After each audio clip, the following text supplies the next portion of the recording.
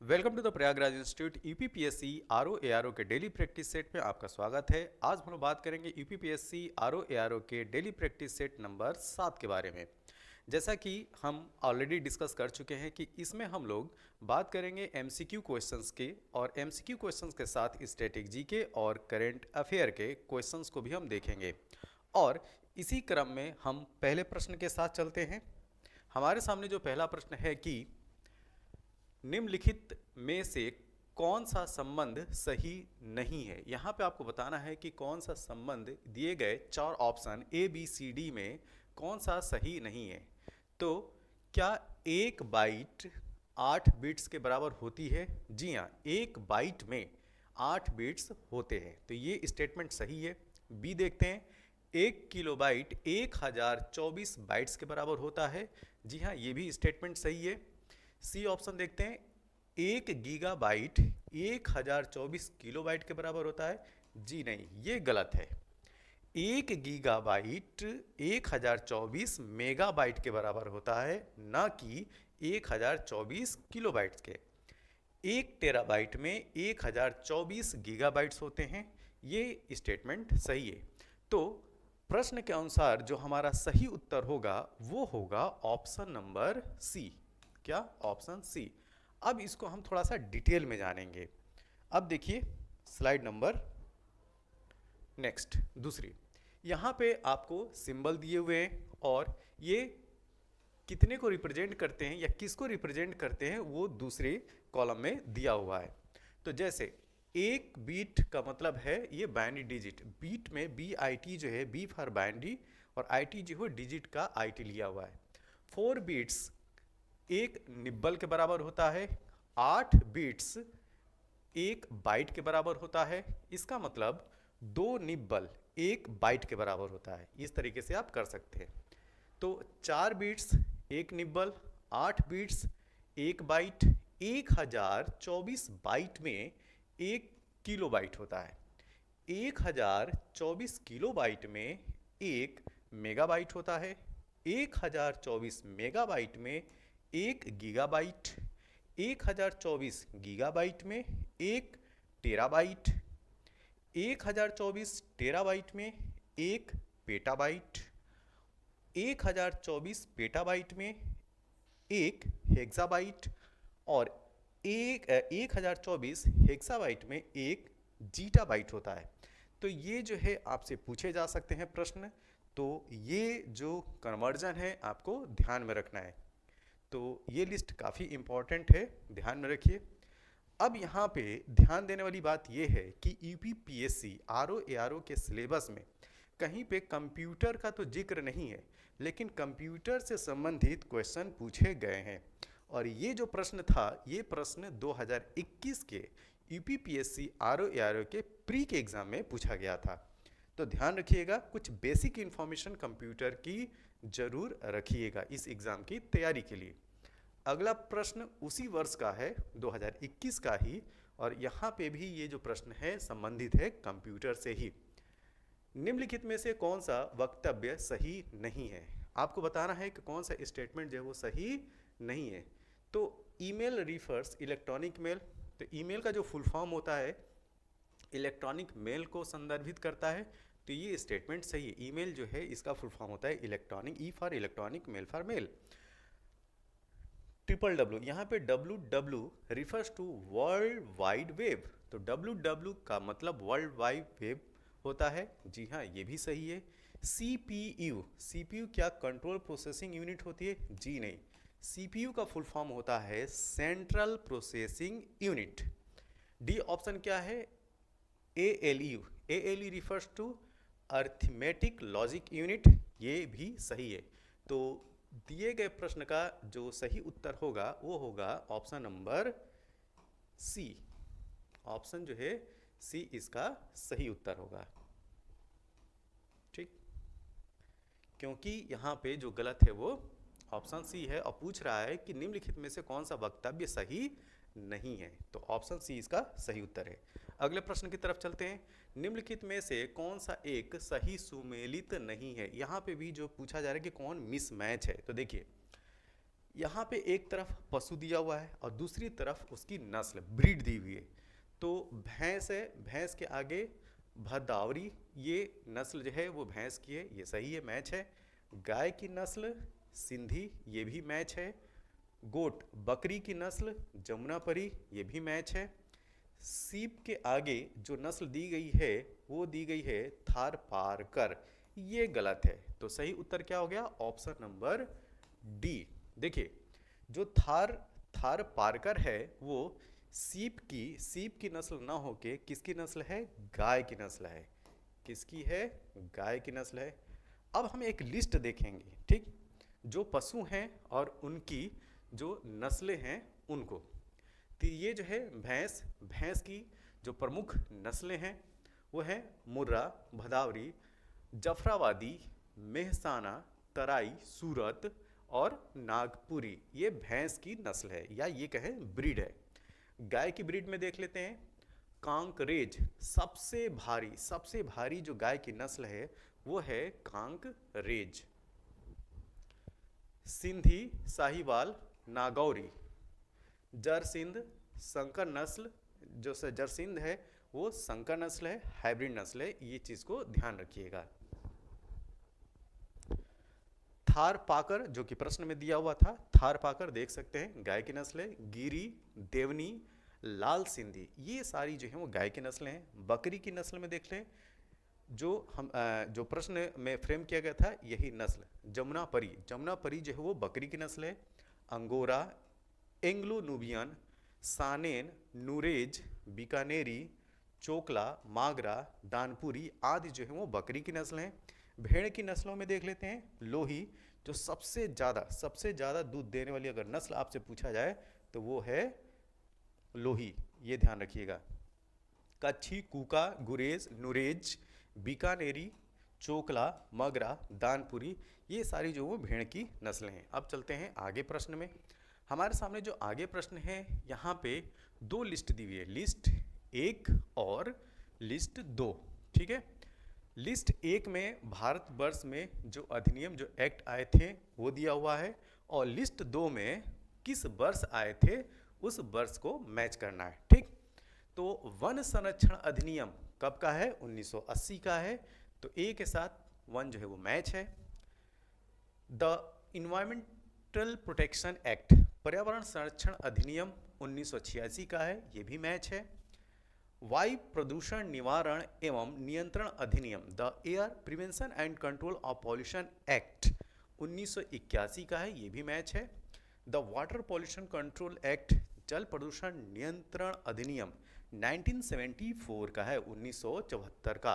तो इसमें जो पर्यावरण से संबंधित जो अधिनियम दिए गए हैं वो काफ़ी इंपॉर्टेंट है और ये सारे के सारे एक दूसरे से मैच हैं। तो यहाँ पे जो सही उत्तर होगा वो क्या होगा? ऑप्शन नंबर डी, 1 2 3 4, ठीक, ये मैच है, तो ऑप्शन नंबर डी इसका जो है वो सही उत्तर है।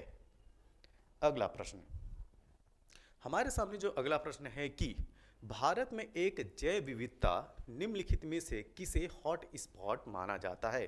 तो यहाँ पे जो 4 ऑप्शन दिए गए हैं, अरावली पहाड़ियाँ, पश्चिमी घाट, पूर्वी घाट और सिंधु गंगा का मैदान, इनमें से जो हॉट स्पॉट के अंतर्गत आता है वो आता है केवल पश्चिमी घाट, ठीक। अब हम थोड़ा डिटेल में जानेंगे कि ये हॉट स्पॉट होते क्या है, ठीक। तो हॉट स्पॉट ये जो कॉन्सेप्ट है, यह कॉन्सेप्ट 1988 में नॉर्मन मायर्स ने इस शब्द का सबसे पहले प्रयोग किया था, ठीक। तो ये क्वेश्चन भी पूछा जाता है कि हॉट स्पॉट जो शब्द है, ये जो टर्म है, वो किसने इंट्रोड्यूस किया था? तो 1988 में नॉर्मन मायर्स ने। हॉट स्पॉट को निर्धारित करने के जो मानदंड हैं वो 2 हैं, तो ये जरूर याद रखिएगा। पहली कंडीशन कि कोई जो है हॉट स्पॉट, कोई जोन जो है बायोडाइवर्सिटी जोन, वो हॉट स्पॉट के रूप में जाना जाएगा कि नहीं जाना जाएगा, ये 2 क्राइटेरिया जो है उसको फुलफिल करनी होती है। एक ये कि कम से कम 1500 संवहनीय पौधे जो वैस्कुलर प्लांट हैं होना चाहिए, जो उस क्षेत्र के अलावा कहीं पर नहीं पाए जाते हैं। तो ये बहुत इंपॉर्टेंट पॉइंट है। पहला, इसमें कम से कम 1500 वैस्कुलर प्लांट ऐसे होने चाहिए जो इस क्षेत्र के अलावा कहीं और नहीं पाए जाते हों। और दूसरे शब्दों में ये कह सकते हैं कि हॉट स्पॉट जो है अपरिवर्तनीय है, ठीक है। तो 1500 जो सामान्य पौधे हैं, वैस्कुलर प्लांट हैं, वो एंडेमिक होने चाहिए, केवल उसी विशेष क्षेत्र में पाए जाते हों। दूसरा पॉइंट ये है कि ऐसा क्षेत्र जिनका 70% से अधिक मूल पर्यावास, पर्यावास से मतलब है हैबिटेट, ठीक है, हैबिटेट मतलब कि निवास स्थान, हैबिटेट नष्ट हो चुका हो और 30% मूल प्राकृतिक वनस्पति विलुप्ति के कगार पर हो। तो ये जो दो क्राइटेरिया हैं किसी क्षेत्र को हॉट स्पॉट बनाने के लिए जरूरी होती है। तो भारत में अगर जैव विविधता हॉट स्पॉट की बात किया जाए, बायोडाइवर्सिटी हॉट स्पॉट की बात किया जाए, तो इसकी संख्या है 4। कौन? पश्चिमी घाट, वेस्टर्न घाट, दूसरा इंडो बर्मा क्षेत्र, तीसरा हिमालय क्षेत्र और चौथा जो है वो सुंडालैंड में जो निकोबार द्वीप समूह है वो वाला क्षेत्र।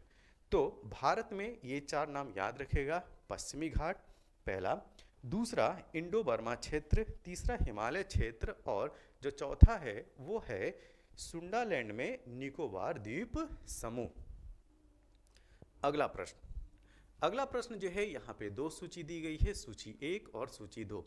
इसमें उत्तर प्रदेश के विभिन्न स्थानों में आयोजित भारतीय राष्ट्रीय कांग्रेस के अधिवेशन के संदर्भ में सूची 1 को सूची 2 से सम्मिलित करना है, ठीक है। तो एक तरफ स्थान दिया हुआ है, प्लेस दिया हुआ है, और दूसरी तरफ उनके वर्ष दिए हैं। तो मेरठ में, उत्तर प्रदेश में मेरठ में जो अधिवेशन होता है वो होता है 1946 में, तो 1 के सामने जो मैच होगा वो 3। कानपुर में अधिवेशन होता है 1925 में, तो बी के आगे 4। लखनऊ में अधिवेशन होता है 1916 में, ये हो गया 1। और बनारस में अधिवेशन होता है आईएनसी का 1905 में, तो डी के आगे 2। तो 3 4 1 2, 3 4 1 2, ऑप्शन नंबर सी इसका जो है वो सही उत्तर है। अब हम जानेंगे कि ये जो अधिवेशन हुए थे उत्तर प्रदेश में, इन अधिवेशन की अध्यक्षता किसने की थी, तो ये लिस्ट भी हम लोग देख लेते हैं। तो देखिए, जो मेरठ में अधिवेशन होता है आईएनसी का वो 55वां अधिवेशन होता है और वह 1946 में होता है। इसकी अध्यक्षता जेबी कृपलानी करते हैं। कानपुर का 41वां अधिवेशन होता है 1925 में, जिसकी अध्यक्षता सरोजनी नायडू करती है। यहाँ पे एक बहुत ही इम्पॉर्टेंट पॉइंट याद रखना है, याद यह रखना है कि अगर आपसे पूछा जाए कि वह प्रथम भारतीय महिला कौन है जिसने इंडियन नेशनल कांग्रेस की अध्यक्षता की थी, तो वो थी सरोजनी नायडू, जिन्होंने कानपुर में आईएनसी का 41वां अधिवेशन 1925 में उसकी अध्यक्षता की थी। और यहीं पे प्रश्न आपसे ये पूछा जाए, ध्यान दीजिएगा, यहीं पे प्रश्न आपसे ये पूछा जाए कि इंडियन नेशनल कांग्रेस की अध्यक्षता करने वाली पहली महिला कौन है। यहाँ पे भारतीय का नाम नहीं लिया जा रहा है, कौन महिला, प्रथम महिला कौन है, तो वो है एनी बेसेंट, जिन्होंने 1917 में कलकत्ता में आईएनसी की अध्यक्षता की थी। लखनऊ अधिवेशन की बात करते हैं तो जो 32वां आईएनसी का अधिवेशन होता है 1916 में अंबिका चरण मजूमदार करते हैं। बनारस का अधिवेशन 21वां होता है 21st, यह 1905 में होता है। इसकी अध्यक्षता गोपाल कृष्ण गोखले करते हैं और गोपाल कृष्ण गोखले महात्मा गांधी के पॉलिटिकल गुरु के रूप में जाने जाते हैं। अब चलते हैं अगले प्रश्न की तरफ। हमारे सामने जो अगला प्रश्न है कि निम्नलिखित में से कौन सही सुमेलित नहीं है, ठीक है। तो एक तरफ उत्तर प्रदेश के ऐतिहासिक मेले हैं और दूसरी तरफ उसका क्षेत्र दिया हुआ है, ठीक है। तो उत्तर प्रदेश के historical MELAS, fair of Uttar Pradesh, और दूसरा जो है वो प्लेसेस या रीजन है। तो जल विहार मेला बुंदेलखंड क्षेत्र में लगता है, जी हाँ ये सही है। बटेश्वर मेला वेस्टर्न रीजन में लगता है, ये भी सही है। और बलदेव छठ मेला जो है वो पूर्वांचल में नहीं लगता है, ये लगता है हरियाणा के फरीदाबाद में। कहाँ, ध्यान दीजिएगा, हरियाणा के फरीदाबाद में, ठीक है। तो बलदेव छठ मेला जो है वो हरियाणा के फरीदाबाद में लगता है। सुकराताल मेला मुजफ्फरनगर, ये सही है। ठीक है, तो हमारे इस प्रश्न के अनुसार जो सही उत्तर होगा, यहाँ पे पूछा गया है कौन सा सुमेलित नहीं है, तो ऑप्शन नंबर सी जो है वो सुमेलित नहीं है। अगला प्रश्न, मोनोक्लाइमेस या एकल चरम सिद्धांत का प्रतिपादन किया था, किसने किया था? यस, एफ ई क्लेमेंट्स ने। देखिए, यह जो है वो यह उत्क्रमण से संबंधित प्रश्न है, जो सक्सेशन का कॉन्सेप्ट दिया था। ठीक है, तो सक्सेशन के कॉन्सेप्ट में जो मोनोक्लाइमेक्स का सिद्धांत है वो एफ ई क्लेमेंट्स के द्वारा दिया गया था। और हर एक कम्युनिटी में एक अंतिम चरण आता है जिसको हम लोग बोलते हैं क्लाइमेक्स। ठीक है, तो इसी क्रम में जो मोनोक्लाइमेक्स का जो सिद्धांत है वो दिया था एफ ई क्लेमेंट्स ने। अगला प्रश्न ये है कि नदी का जल प्रदूषण मापा जाता है, तो दिए गए ऑप्शन में जो सही उत्तर है वो जल में घुली ऑक्सीजन की मात्रा। ठीक है, तो जो डिजॉल्व ऑक्सीजन है उसके बेस पे जो है ये डिसाइड किया जाता है कि वह जल कितना प्रदूषित है। तो जो डिजॉल्व ऑक्सीजन होता है, मतलब जल में जो घुली ऑक्सीजन की मात्रा होती है, उसी के बेस पे हम डिसाइड करते हैं कि जल कितना प्रदूषित है।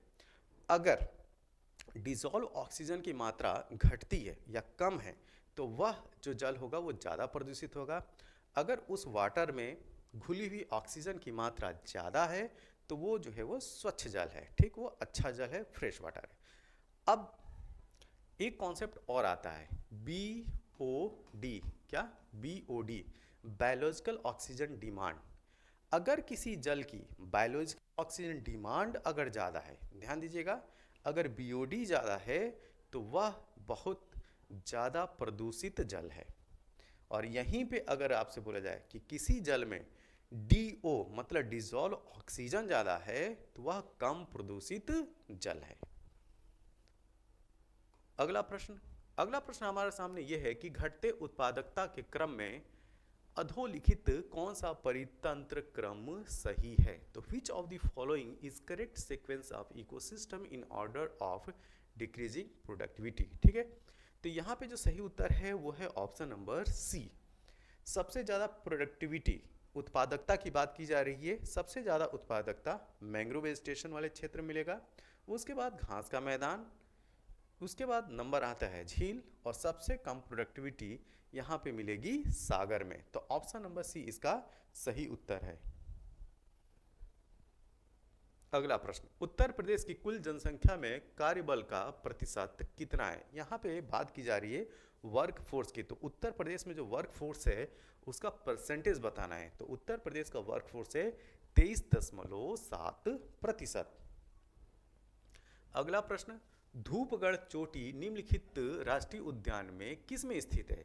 तो धूपगढ़ चोटी जो है वो मध्य प्रदेश राज्य में है, और यह मध्य प्रदेश के सतपुड़ा राष्ट्रीय उद्यान का सतपुड़ा राष्ट्रीय उद्यान में यह चोटी स्थित है। अगला प्रश्न, निम्नलिखित में से किस वर्ष वर्तमान उत्तर प्रदेश का प्रायः संपूर्ण क्षेत्र बंगाल प्रेसिडेंसी से अलग करके आगरा प्रेसिडेंसी के अधीन कर दिया गया था? तो यह वर्ष था 1933 का। ये बहुत इंपॉर्टेंट क्वेश्चन है। ठीक है, इस प्रश्न को याद रखिएगा। क्या? 1833 में उत्तर प्रदेश का संपूर्ण क्षेत्र बंगाल प्रेसिडेंसी से अलग कर दिया जाता है और उसको समाहित कर दिया जाता है आगरा प्रेसिडेंसी के अंतर्गत। तो वह जो वर्ष होता है वो 1833 ईस्वी है। अगला प्रश्न, निम्न राज्यों में से कौन ट्यूबवेल सिंचाई के क्षेत्र में सर्वोच्च है?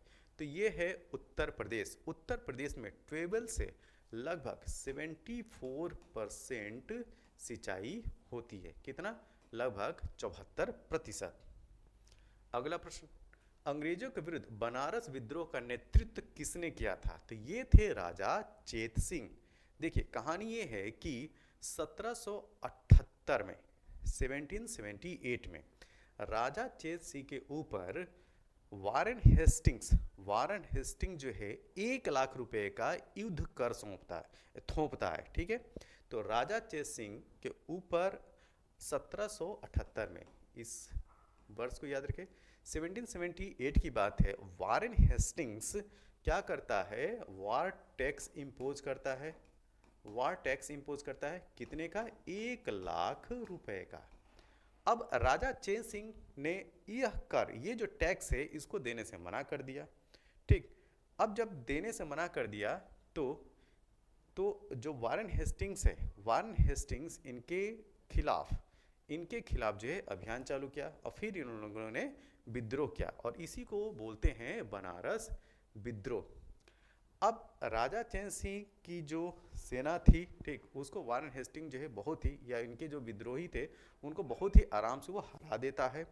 और इनका जो भतीजा है, राजा चेत सिंह का भतीजा महिपाल को जो है वो बनारस की सत्ता सौंप देते हैं और महिपाल 40 लाख रुपए की टैक्स देने की जो मंजूरी है वो उसको स्वीकार करता है।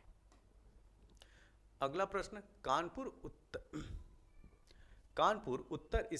उत्तर प्रदेश स्थित भीतरगांव मंदिर के संदर्भ में निम्नलिखित कथनों में कौन से कथन सही है? ठीक है, तो इस मंदिर का निर्माण 5वीं सदी ईस्वी से 6वीं सदी ईस्वी के मध्य हुआ था। जी हाँ, ये स्टेटमेंट सही है। ये जो मंदिर हैं वो गुप्ता टाइम पीरियड के हैं। कब? गुप्ता पीरियड के। तो ये तो स्टेटमेंट सही है। ईंटों से निर्मित यह भारत के प्राचीनतम मंदिरों में से एक है। ये भी स्टेटमेंट सही है। तो यहाँ पे जो सही उत्तर होगा वो होगा ऑप्शन नंबर सी। अगला प्रश्न, ब्लैक पॉटरी के लिए जियोग्राफिकल इंडिकेशन जीआई टैग की बात की जा रही है। जीआई टैग उत्तर प्रदेश में निम्नलिखित में से किस स्थान से संबंधित है? तो ये है आजमगढ़ के निजामाबाद क्षेत्र से। तो आजमगढ़ का जो निजामाबाद वाला एरिया है वह काली मिट्टी के जो है वो बर्तन बनाते हैं और उसको जीआई टैग प्राप्त है। तो ये ध्यान रखिएगा, यहाँ पे उत्तर है ऑप्शन सी। अगला प्रश्न, उत्तर प्रदेश की सांस्कृतिक विरासत के संदर्भ में निम्नलिखित कथनों में कौन सा कथन सही है? आपको जो है वो सही स्टेटमेंट बताना है। ठीक है, इस प्रदेश के अनेक उत्खनित पुरास्थलों में वैश्विक संदर्भ में कृषि के प्राचीनतम प्रमाण प्राप्त हुए हैं। ये सही है। ठीक, जो लहुरा देव वाला जो क्षेत्र है वहाँ पे कृषि के प्राचीनतम साक्ष्य मिलते हैं। तो ये उत्तर प्रदेश में ही है। तो ये तो स्टेटमेंट सही है। दूसरा स्टेटमेंट ये है कि प्राचीनतम प्राप्त कृषि अन्न, जौ और धान है। ठीक है, ये स्टेटमेंट गलत है। जौ तो है लेकिन धान नहीं है। क्या है? गेहूं है। क्या है? गेहूं। तो ये याद रखिएगा। तो ये स्टेटमेंट जो है वो गलत हो गया। तो जो सही उत्तर होगा वो होगा ऑप्शन 1। अगला प्रश्न, यहाँ पे 2 लिस्ट दी गई है, लिस्ट 1 और लिस्ट 2। एक तरफ फोक सॉन्ग है, लोकगीत, और दूसरे तरफ ये दिया गया है कि गायन का अवसर, कि मतलब कि ये जो लोकगीत हैं वो किस अवसर पर गाए जाते हैं। चैती गाया जाता है, ये सीजनल गीत है। चैती क्या है? सीजनल गीत है। तो एक का मैचिंग हो गया 4 के साथ। कजरी विवाह एवं मौसमी गीत है, तो ये बी का मैच हो गया 3। रसिया ये है ब्रज का लोकगीत, तो सी के सामने 2। सोहर जो है वो संस्कार गीत है, डी का हो गया 1। तो 4, 3, 2, 1 option number A. Option A इसका सही उत्तर है। नेक्स्ट क्वेश्चन की बात करते हैं। अंतर्राष्ट्रीय आलू केंद्र CIP central CIP institute of international potato institute, इसकी अगर बात करें का मुख्यालय स्थित है। तो headquarter of international potato centre, इसका जो मुख्यालय है वो लीमा पेरू में है। यहाँ पे जो दूसरा ऑप्शन है शिमला, यहाँ पे सेंट्रल पोटैटो रिसर्च इंस्टीट्यूट है। कहाँ? शिमला के कुफरी में। अगला प्रश्न, निम्न में से कौन सी योजनाएं कौशल विकास से संबंधित हैं? आपको बताना है कि कौन सी योजनाएं जो कौशल विकास से संबंधित हैं। ठीक, तो पहला जो ऑप्शन है STRIDE scheme for transdisciplinary research for India's developing economy, तो ये स्किल डेवलपमेंट से संबंधित नहीं है, ये इकोनॉमी अर्थव्यवस्था में सुधार से संबंधित है। तो ये ऑप्शन है गलत। ठीक, skill strengthening for industry value enhancement, यहाँ पे स्किल जुड़ा हुआ है तो जाहिर सी बात है ये कौशल विकास से संबंधित है। दूसरा, skill acquisition and knowledge evidence for livelihood, जिसको स्ट्राइव बोलते हैं, इसमें भी स्किल है, तो ये क्या है, ये भी इस कौशल विकास से संबंधित योजना है। चौथे की बात करते हैं, Shreyas scheme for higher education youth in apprenticeship, तो ये जो है ये भी कौशल विकास से ही संबंधित है। तो सही उत्तर होगा 2, 3 और 4, ऑप्शन नंबर सी इसका सही उत्तर है। अगला प्रश्न, जोखिम सूचकांक किस संगठन द्वारा प्रकाशित किया जाता है? तो ये प्रकाशित किया जाता है जर्मन वॉच के द्वारा।